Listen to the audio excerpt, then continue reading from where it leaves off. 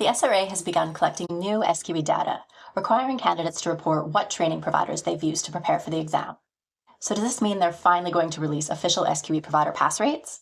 Will there be real transparency? And will we finally know whose SQE training really translates into passing grades? Let's get into it. Hi, I'm Lindsay, a longtime solicitor and SQE blogger living in London, and today I wanted to talk about SQE provider pass rates and why, nearly 5 years since the SQE was introduced, we still have no real information about the value that SQE courses provide. Now, I think it's reasonable to assume that, yes, there is value. But how much? And is it enough to justify the thousands and thousands of pounds students pay for these courses? As you probably know, the SRA said that it would publish SQE pass rates by SQE training provider back when the exam was launched in 2021. The regulator said it would begin revealing pass stats at the end of 2023 as part of its commitment to students and to foster a, quote, healthy SQE market. However, as of spring 2026, the SRA still hasn't released any provider pass rate information, and they've cited, quote, unexpected data issues as the reason for the holdup. Then last year, the Legal Services Board began to apply some pressure. The Legal Services Board is the independent body that oversees regulators like the SRA and the Bar Standards Board. In 2025, they said the following about the ongoing lack of pass rates data. Quote, we are concerned about the SRA's failure to publish provider pass rate data for SQE training providers, as well as other concerns about the SQE, including affordability, design, and quality. The SRA's failure to publish provider pass rate data, despite making a commitment to do so, means that SQE candidates do not have all the information they need to make informed choices. We expect the SRA to remedy this situation as soon as possible, and by no later than autumn of 2025. While autumn 2025 has now come and gone, there's reason to think that the SRA may be able to release SQE pass rate data this year. Candidates who recently sat the January 26 SQE were made to answer questions relating to any training providers they may have used, and also how they prepared for the assessment. Candidates have had to complete this survey before they were able to receive their SQE1 results.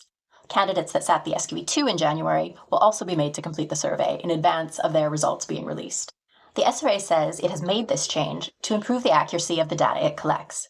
The SRA is currently considering, quote, how the data could be contextualized and published to provide useful information for candidates on choices available to them when preparing for the SQE.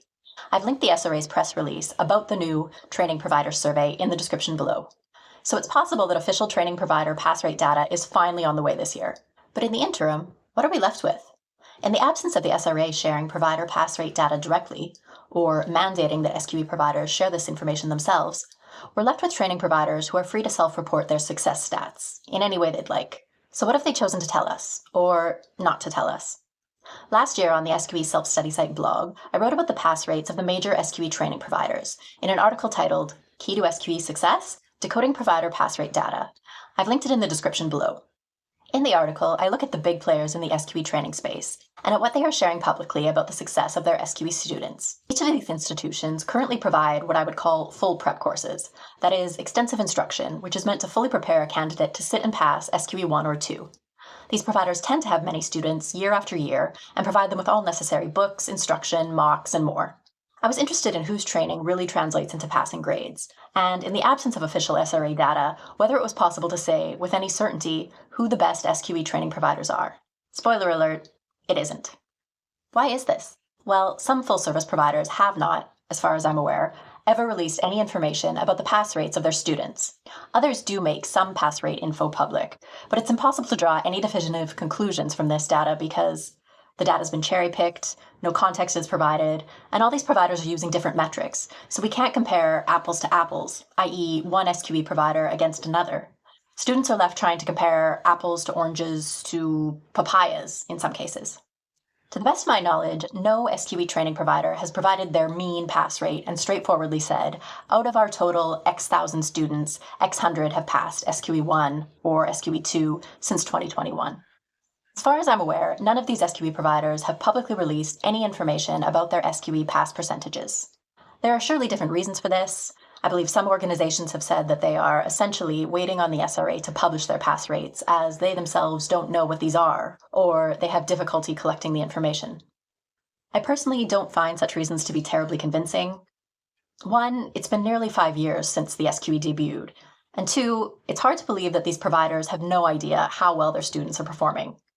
These organizations are businesses, and every sensible business should be collecting customer feedback as a way to better understand, fix, and improve their products or services. A business should always want to know, and I would argue needs to know, what its customers are thinking, and critically, how useful customers found its goods or services.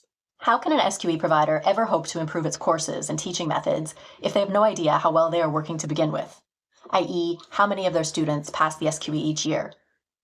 Here are some SQE training providers that do make some pass rate info public. But what does the information they've shared tell us about who has the best average SQE pass rates? Well, effectively nothing. As they're all using different metrics, it's impossible to compare them. Even looking at each institution's stated pass rate individually doesn't really tell you anything, because they've not provided any crucial context. For example, how big are their sample sizes? Why are their chosen metrics useful or important ones? And how many students reached the thresholds they've set? That is, passed on a first attempt or completed most of the provider's assigned material. For example, the QLTS school states that their SQE1 pass rate is 94% for students who have completed 25 mock exams or 9,000 MCQs.